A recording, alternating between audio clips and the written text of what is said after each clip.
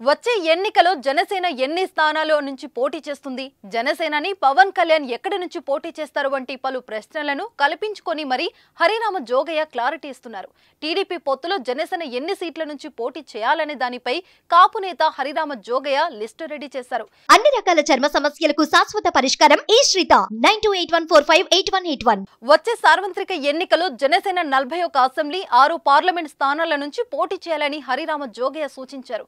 అంతేకాదు అభ్యర్థులను కూడా తానే అనౌన్స్ చేస్తూ జనసేన అధినేత పవన్ కళ్యాణ్ కు లేఖ రాశారు. ఆ డీటెయిల్స్ ఇప్పుడు చూద్దాం.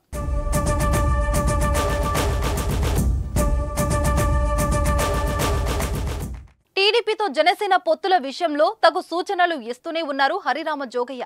లేఖపై లేఖలు రాస్తూనే ఉన్నారు. ఈ క్రమంలో పవన్ కు మరో లేఖాస్త్రం సంధించారు హరిరామ జోగయ్య. రానున్న ఎన్నికలో 41 అసెంబ్లీ 6 పార్లమెంట్ స్థానాల్లో జనసేన పోటీ చేయాలన్న హరిరామ జోగయ్య ఆ స్థానాల్లో అభ్యర్థులను కూడా తానే ప్రకటించారు.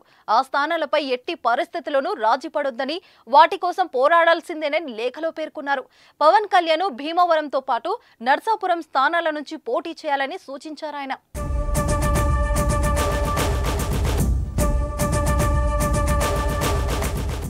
అదేవిధంగా మెగా బ్రదర్ నాగబాబును తిరుపతి అసెంబ్లీతో పాటు అనకాపల్లి పార్లమెంట్ స్థానం నుంచి బరిలోకి దిగాలన్నారు.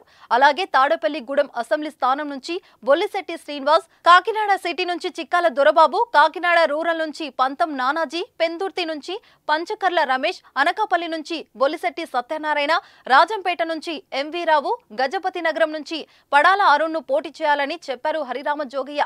అలాగే నర్సాపురం పార్లమెంట్ స్థానం నుంచి మల్లినేడు తిరుమలరావు, కాకినాడ నుంచి సాన సతీష్, మచిలీపట్నం నుంచి బాలసూరి, అనకాపల్లి నుంచి కొనిదెల నాగబాబు లేదా బొలిశెట్టి సత్యనారాయణ, రాజంపేట ఎంవి రావు, విజయనగరం నుంచి గేదెల శ్రీనివాస్ ను బరిలో నిలపాలని ఆయన చెప్పారు. కాపు సామాజిక వర్గం అధికంగా ఉన్న ఉమ్మడి పశ్చిమ గోదావరి జిల్లాలో 6 స్థానాలు, ఉమ్మడి తూర్పు గోదావరి జిల్లాలో 7 స్థానాలలో జనసేన పోటీ చేయాలన్న హరిరామ జోగయ్య ఆ స్థానాల్లో టికెట్లు ఇవ్వాల్సిన నేతల పేర్లను కూడా సూచించారు.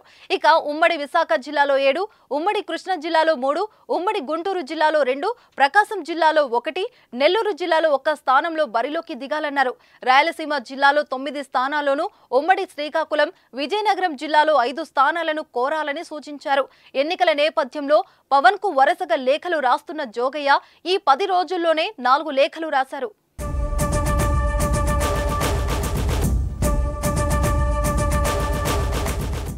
టీడీపీ జనసేన మధ్య సీట్ల సర్దిబాటు జనాభా నిష్పత్తిలో జరుగుతుందా లేదా అని ఇటీవల హరిరామ జోగయ్య ప్రశ్నించారు. సీట్ల కేటాయింపులో శాసించే స్థాయికి రావాలని కాపు కులస్తులు ఆలోచిస్తున్నారని అన్నారు.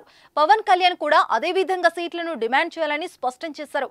ఆ సీట్లను జనసేన దక్కించుకోలేకపోతే జరిగే నష్టం టీడీపీ అనుభవించాల్సి వస్తుందని కూడా హరిరామ జోగయ్య తన విశ్లేషణలో హెచ్చరిస్తున్నారు.